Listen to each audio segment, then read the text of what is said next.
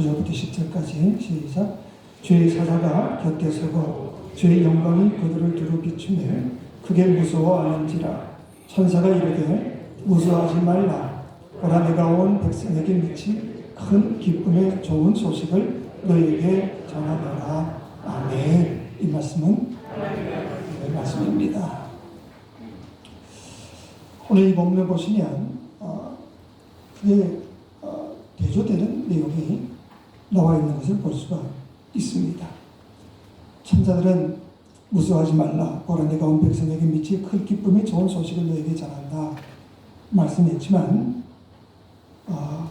크게 두려워하고 있는 그 목자들의 모습과 또 이 기쁨의 소식을 전하고 있는 이 천사들, 이 두 부류가 서로 대조되고 있는 것을 볼 수가 있습니다. 주의 천사가 말한 것을 조금 풀어서 이야기하면 이런 겁니다. 그렇게 무서워하지 마라. 왜냐하면 지금은 두려워할 때가 아니라 크게 기뻐해야 될 순간이기 때문에 그렇다. 그 이야기를 하고 있습니다. 정말 이 성탄은 우리들이 세상 돌아가는 꼴을 바라보면서 두려워하고 떨며 그리고 공포에 잠겨있기보다는 하나님의 섭리와 그 경륜을 바라보면서 또 그것을 믿으면서 우리가 기뻐해야 될 절기가 아니냐 그 말입니다. 사실 솔직히 생각해 보면 여러분 우리가 살아가는 동안에 위기가 없었던 적이 어디 한 번이라도 있었습니까? 어려움이 없었던 시절이 과연 있었습니까? 늘 우리의 삶 속에는 많은 고난과 위기가 늘 쉼없이 닥쳐오고 있었습니다. 그건 예전에도 그렇고 지금도 그렇고 앞으로도 계속 될 수밖에 없는 겁니다. 그럼에도 불구하고 우리 믿음의 성도들이 당당하게 살아올 수 있었던 그 이유는 환경과 조건을 우리들이 바라본 것이 아니라 우리 인생의 참된 주인 대신, 이 역사의 주인 대신 하나님을 우리가 믿기 때문에, 그리고 하나님을 바라보았기 때문이 아니냐 그 말입니다. 그렇기 때문에 이 성탄에 있어서 정말 중요한 메시지가 있습니다. 그건 뭐냐? 내 주변 환경을 바라보고 나의 연약함을 바라보면서 우리가 두려워하거나 놀랄 것이 아니라 코로나가 극성을 부리든 말든 내 몸속에 병이 있든 말든 암이 있든 말든 이 역사의 주인이신 하나님을 믿고 두려워하지 않고 기뻐하는 것, 이게 성탄의 핵심 메시지임을 믿으시기 바랍니다. 그래서 이사야 49장 13절에 보면 하늘이여 노래하라, 땅이여 기뻐하라, 산들이여 즐거이 노래하라. 세상 돌아가는 꼴을 모르기 때문에 이런 말을 한 게 아니라 세상이 어떻게 돌아가든지 하나님을 믿는 너희들은 기뻐하는 것이 당연히 해야 될 일이다 그 말이죠. 스가랴 2장 10절에도 선포하지요. 시온의 딸들아 노래하고 기뻐하라. 이는 내가 와서 내 가운데 머물 것입니다. 시온의 딸들아 너희들은 항상 기뻐하고 즐거워하라. 왜냐하면 내가 너희들과 함께 거할 뿐 아니라 너희 모든 연약함을 내가 도와주기 때문이다. 스가랴가 지금 말하고 있습니다. 그렇기 때문에 우리는 어떤 문제가 있든지 무슨 문제를 만나든지 항상 기뻐할 수 있기를 주의 이름으로 축원합니다. 그것도 그냥 기뻐하는 것이 아니라 크게 기뻐하라 말씀합니다. 이 말씀은 우리가 소망이 넘치든지 내가 계획하고 꿈꾸는 일들이 척척척척 잘 형통하게 풀리든지 미래가 아주 밝든지 내 몸이 건강하기 때문에 그게 아니라 하나님께서 나의 영적 아버지가 되시고 우리를 구원하시기 위해서 우리의 연약함을 보충해 주시기 위해서 우리를 도와주시기 위해서 이 땅에 오셨다는 이 소식 때문인 것을 믿으시기 바랍니다. 오늘 본문 10절에 보면 본문에서 온 백성에게 미칠 큰 기쁨의 소식이라 말씀을 합니다. 즉 성탄은 온 백성에게 미칠 정말 기쁨의 좋은 소식이다. 하지만 우리가 조금만 더 깊이 생각해 보면 온 백성에게 미칠 기쁨의 좋은 소식인 것은 사실이지만 모든 백성이 다 기뻐하는 것은 아니더라 하는 것을 우리가 알 수가 있습니다. 무슨 말인가 하니 성탄의 기쁨은 모든 사람에게 기쁨이 되는 것은 사실이지만 그렇다고 이 세상 모든 사람들이 성탄절이 되었다고 해서 다 기뻐하고 기쁨을 누리는 것은 아니더라 그 말이죠. 성탄의 평화는 온 세상을 위한 평화이지만, 성탄의 기쁨도 온 백성을 위한 기쁨이지만, 그렇다고 해서 모든 사람이 다 기뻐하고 모든 사람이 다 평화를 누리는 것은 아니더라. 그 이유는 뭐냐? 이 성탄의 기쁨과 평화를 맛볼 수 있는 사람은 그것을 믿는 자들만이 누릴 수 있는 기쁨입니다. 믿음이 없이는 성탄이 절대 기쁠 수가 없지.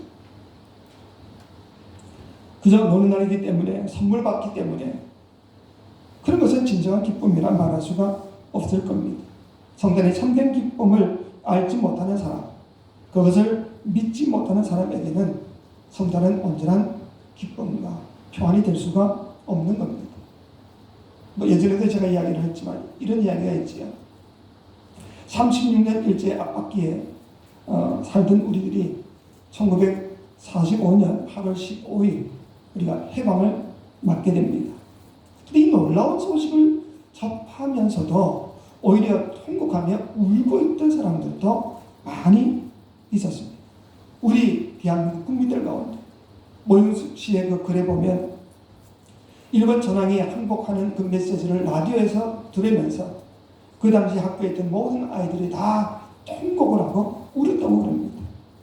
이유가 뭐냐? 그 내성일제, 일본과 한국은 하나다 하는 이런 잘못된 사상에 쇠뇌된 이 학생들이기 때문에 그런 거지요. 그렇기 때문에 이 아이들은 일본이 제 나라인 줄 알고 일본이 망했다니 그래서 통곡을 한 거예요. 사실은 자신들은 대한민국 아이들이고, 그래서 대한민국이 해방된 그 기쁨을 누려야 됨에도 불구하고 의미를 모르니까 그렇게 통곡을 했더라 하는 거죠. 해방을 차지한 그 자유를 누린 광복의 기쁨도 그 의미를 아는 자들만이 기쁨을 누릴 수가 있는 거죠.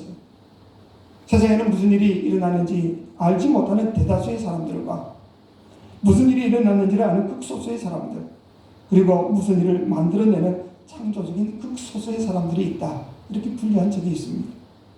여러분, 세상에는 도대체 무슨 일이 일어나고 있는지 관심도 없고 그냥 살아가는 대다수의 사람들이 있습니다. 이 사람들은 기쁜 일이 일어나도 기쁜 줄도 모르고 엄청난 사건이 터졌음에도 불구하고 감격하지도 않습니다. 그저 그들의 눈에는 하루살기 밥 먹는 것이 최대의 감신사이기 때문에 그런 것이요. 하지만 모든 사람이 다 눈만 멀뚱멀뚱거리며 엄청난 사건 앞에서도 그 의미를 알지 못하는 사람이 있는가 하면, 그런 상황 속에서도 창조의 소수들은 역사의 의미, 그 사건의 의미, 그리고 그것으로 인해 펼쳐진 미래에 대한 꿈을 바라볼 수 있기 때문에 그 사람들은 기뻐하고 감격할 수가 있더라 그 말이죠. 그렇기 때문에 우리 모두는 다 이 성탄의 그 깊은 의미를 깨닫고 그 의미를 온전히 믿음으로 우리 마음속에도 주님이 주시는 큰 기쁨을 누릴 수 있기를 주의 이름으로 축원합니다. 축원합니다. 마리아에게도 이런 기쁨이 있었기 때문에 감격해하며 주님을 찬양하지 않습니까? 사실 마리아 입장에서 보면요, 그가 기뻐할 이유가 뭐가 있겠습니까? 당시 처녀가 아이를 낳으면 돌에 맞아 죽는 그런 상황이었는데 그가 기쁠 이유가 뭐가 있습니까? 그럼에도 불구하고 그에게는 이 주님이 주신 믿음이 있었기 때문에, 하나님의 경륜을 믿었기 때문에, 그래서 누가복음 1장 47절로 8절에서 이렇게 노래하지요. 여러분, 우리 같이 한번 봅시다. 시작. 내 마음이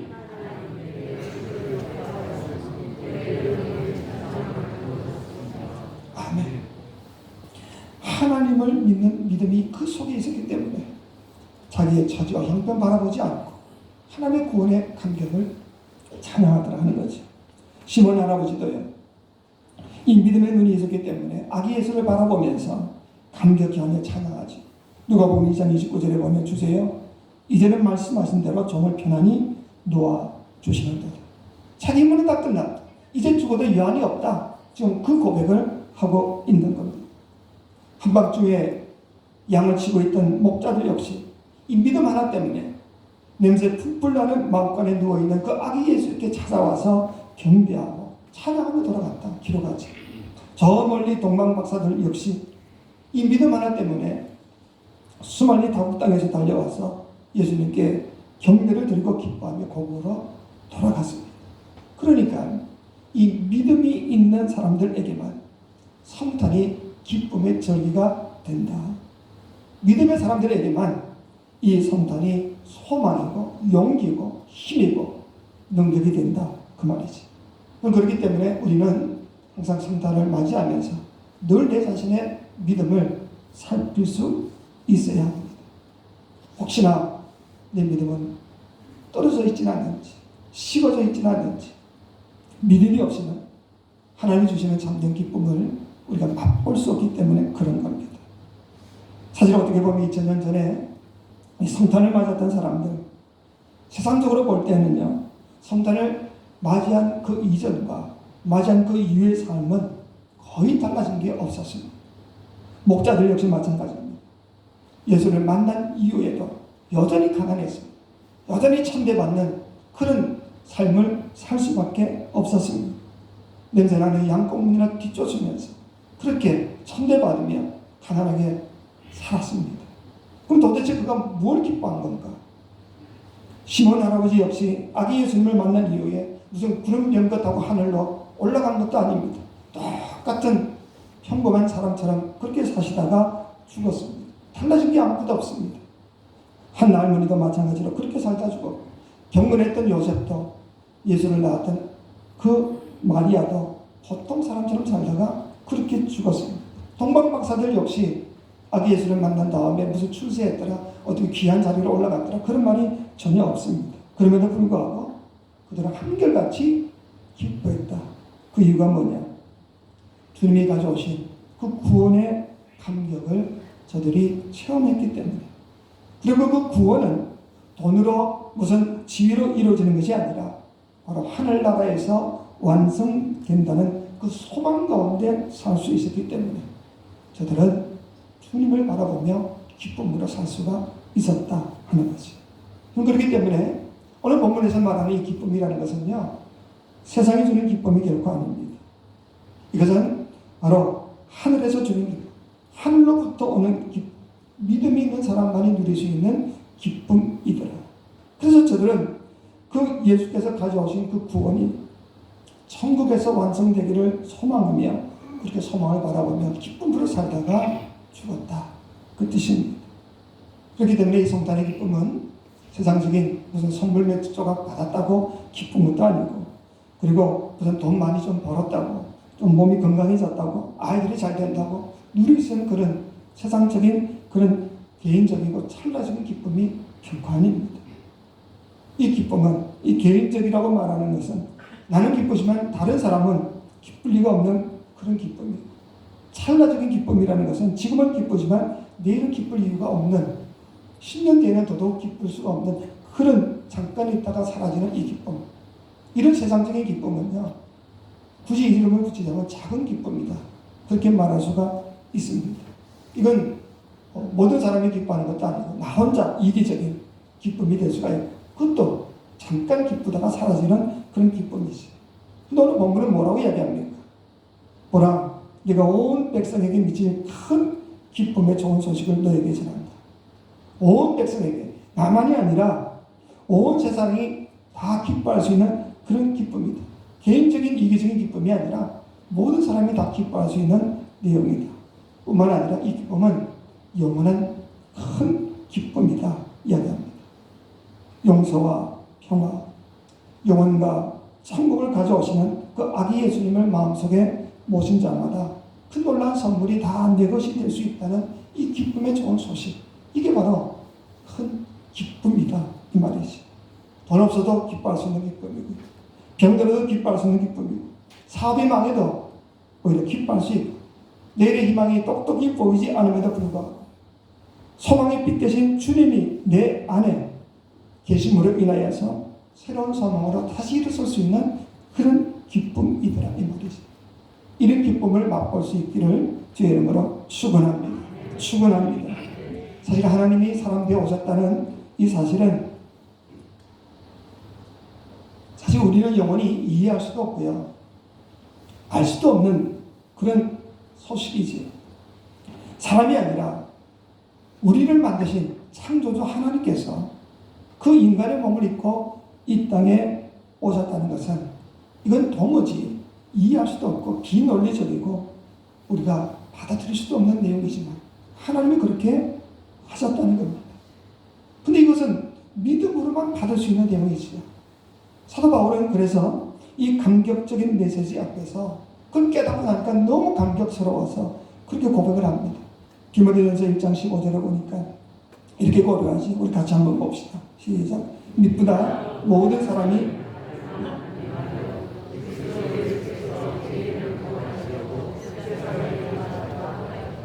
아멘. 우리를 구원하시려고 하늘보다 버리시고 인간의 몸을 입고 이 땅에 직접 오셔서 우리를 구원하셨다. 이 사실을 사도 바울이 깨닫고 나니까 어쩔 줄 몰라서 지금껏 자기가 그렇게 소중하게 여겼던 무슨 명예나 권세나 재물 다 배설물처럼 버리고 이 복음 하나 전하기 위해서 자기 모든 것을 바치지. 결국 로마 감옥에서 목변까지 당하게 됩니다. 세상 사람들이 볼 때는요, 이 사람처럼 어리석은 사람이 어디 있겠습니까? 이 사람처럼 불행해 보이는 사람이 어디 있겠습니까?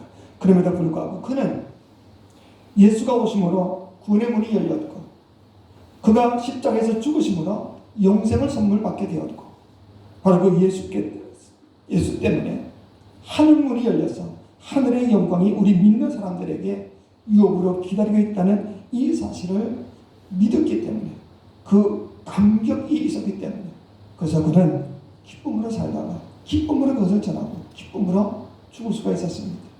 사도 바울이 죽기 얼마 전에 썼던 빌립보서에 보면 이렇게 고백을 하고 있죠. 4장 4절에 보면 여러분 주 안에서 항상 기뻐하십시오.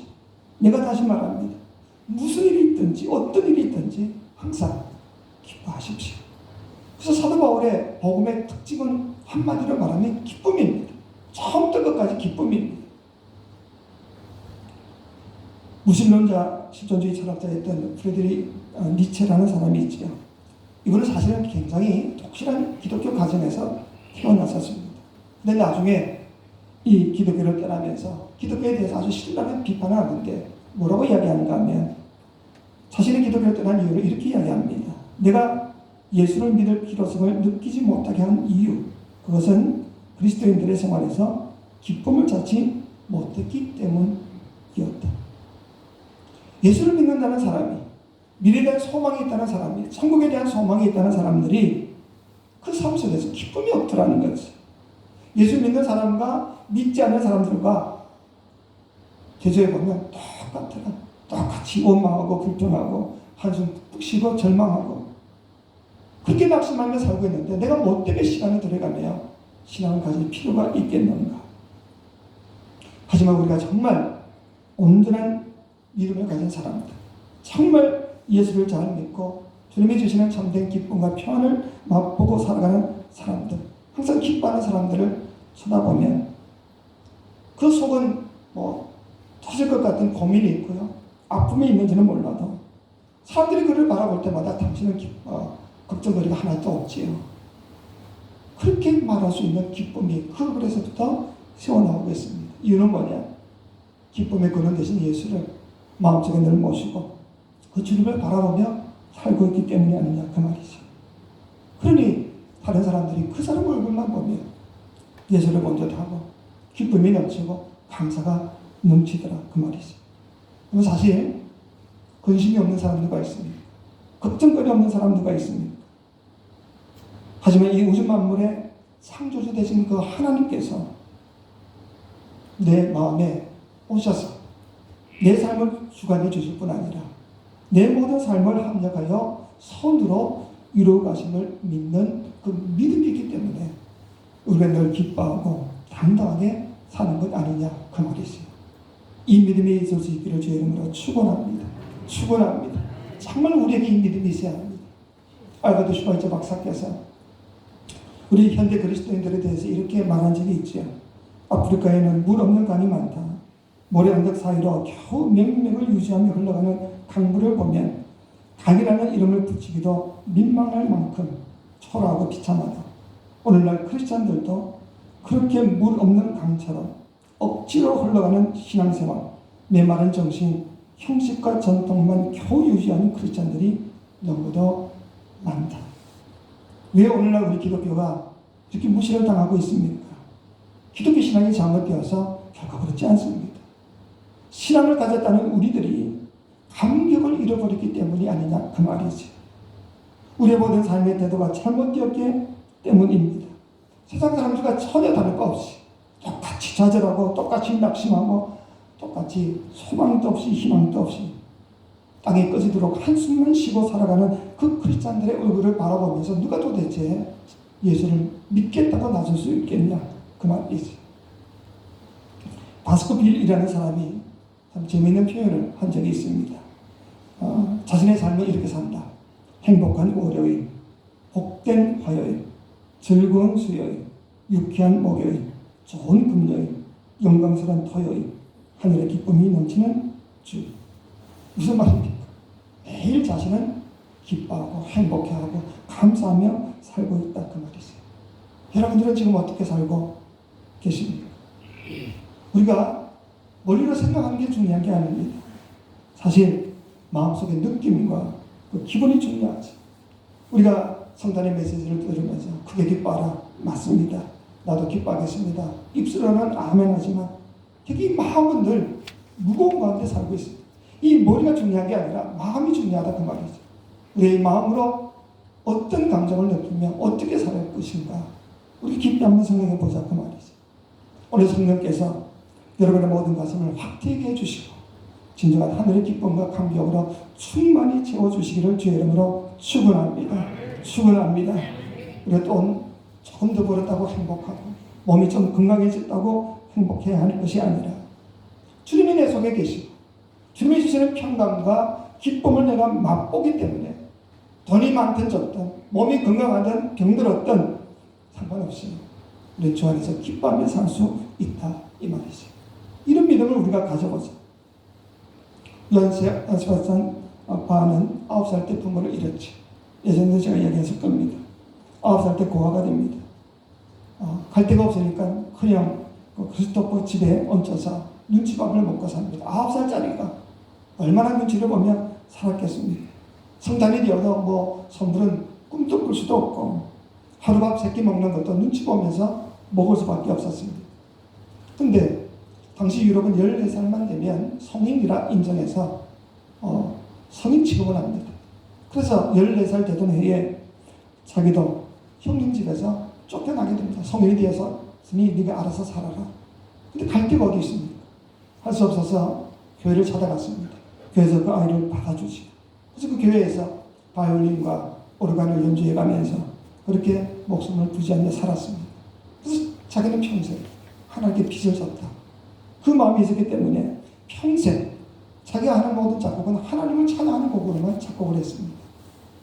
평생 탄탄한 300여 곡을 작곡하고 그 가운데 147번에 10번째 곡인 예수 온 인류의 기쁨이라는 곡이 있습니다. 그 내용을 보면 이렇습니다. 예수님은 기쁨의 원천이시며 내 마음의 본질이며 희망이십니다. 예수님은 모든 근심에서 나를 보호하시며 내 생명과 힘의 근원이 되시며 내 눈에는 태양이시며 기쁨이 되시고 나의 영혼에는 기쁨이며 보물이십니다. 그래서 내 마음과 눈에서 예수님을 멀리하지 않으려 합니다. 바울은요 고아로 평생 가난하고 힘든 삶을 살았습니다. 남의 눈치나 보며 어렵게 살았습니다. 하지만 그 속에는 바로 이 성탄의 기쁨, 예수님과 동행했기 때문에 그는 늘 주님을 기쁨의 근원으로 삼고 용기를 내며 살 수가 있었다 그 말이죠. 그래서 그의 음악을 보면 다 기쁨이 차고넘칩니다. 성탄의 기쁨은 돈의 넉넉함이나 권리가 높은 자리나 많은 것을 성취하며 겪고 있지 않습니다. 주님이 내 속에 계시기만 하면 참된 기쁨을 맛볼 수 있음을 믿으시기 바랍니다. 우리의 잘 알고 있는 하박국의 고백 잘 하시지요. 이런 무화과 나무가 무성치 못하며 포도나무에 열매가 없으며 감람나무에 소출이 없으며 밭에 먹을 것이 없으며 우리의 양이 없으며 외양간에 소가 없을지라도 나는 여호와로 말미암아 즐거워하며 나의 구원의 하나님으로 말미암아 기뻐하리로다. 이 하박국의 기쁨이 저와 여러분의 기쁨이 될 수 있기를 주의 이름으로 축원합니다. 주님과 동행하는 기쁨이 있기에 내 삶의 여지가 없다든지 환경이 없다든지 내 몸의 건강이 없다든지 그건 아무 상관이 없다. 나는 오직 여호와로 말미암아 기뻐할 것이다. 이 믿음이 우리에게 있냐 그 말이죠. 오래전에 어떤 부흥 강사님의 그 글을 읽다가 참 감동받은 내용이 있습니다. 시골 어느 교회 부흥회를 갔는데 한 할머니께서 강사 목사님을 꼭 대접하고 싶다. 그래서 그 집에 갔습니다. 갔더니 이 할머니가 추운 겨울날이었는데 콜라를 팔팔 끓여가지고 가져온 겁니다. 강사 목사님 찬 거 드시면 안 된다고. 그 말은 무슨 말인가 하면 이분은 단 한 번도 콜라를 먹어본 적이 없다는 그런 이야기죠. 그만큼 가난하게 사시던 할머니다 그 말이죠. 그러니 그 콜라를 끓이면 그게 무슨 맛으로 먹겠습니까? 근데 그것을 이 강사 목사님이 받아 드시고 가만히 보니까 이 할머니가 성경은 제대로 읽지를 않는데 성경에 나오는 사람들 이름을 자꾸 되뇌이더라는 겁니다. 그래서 강사 목사님께서 할머니에게 할머니 성경을 쭉 읽으셔야지요. 그 이름만 자꾸 외우면 무슨 소용이 있습니까? 그랬더니 할머니가 그런 이야기를 하더라는 겁니다. 목사님, 저는 이제 나이가 많아서 곧 하나님의 나라로 갈 것 같습니다.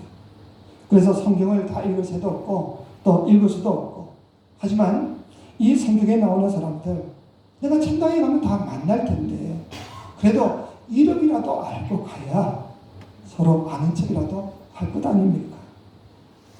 당신은 콜라를 마셔본 적도 없을 만큼 그렇게 찢어지게 가난하게 사셨지만 죽으면 반드시 천국 간다. 그리고 천국 가면 성경에서 많이 보던 베드로, 야고보, 요한 이런 사람들을 분명히 만날 것이라는 이 확실한 믿음이 있었기 때문에 할머니는 그렇게 가난하게 살아도 기쁨으로 감사하며 사시더라. 그렇게 기록해 놓고 있습니다. 여러분 우리에게도 이런 기쁨이 있으십니까? 우리에게 정말 필요한 것은 우선 물질이 많고 적음이나 몸의 건강에 따라서가 아니라 내가 정말 예수 그리스도 그분을 성탄에 오신 그 예수 아기 예수를 내 마음속에 정말 모시고 정말 그분만을 바라보며 그 믿음 가운데서 살고 있냐. 내 삶의 행진이 어떠하든지 반드시 하나님은 내 삶 가운데 함께 하셔서 합력해서 선으로 이루어주실 것에 대한 분명한 믿음만 있다고 그런다면 우리는 어떤 형편에서도 기뻐할 수 있지 않는가 하는 거지. 오늘 성경은 우리에게 큰 기쁨을 가져라 말씀합니다. 이 기쁨을 반드시 누릴 수 있는 저와 여러분 되시기를 주의 이름으로 축원합니다. 우리의 기쁨의 근원이 되시는 아버지 하나님, 주님을 인하여 우리 모두 크게 기뻐하는 믿음의 사람들이 되게 도와 주옵소서. 비록 우리의 형편과 처지는 만족스럽지 않다 할지라도 구원과 영생이신 주님으로 인하여서 생과 용기를 회복할 수 있는 우리 모두가 되게 도와 주옵소서. 예수님의 이름으로 기도하옵나이다. 아멘.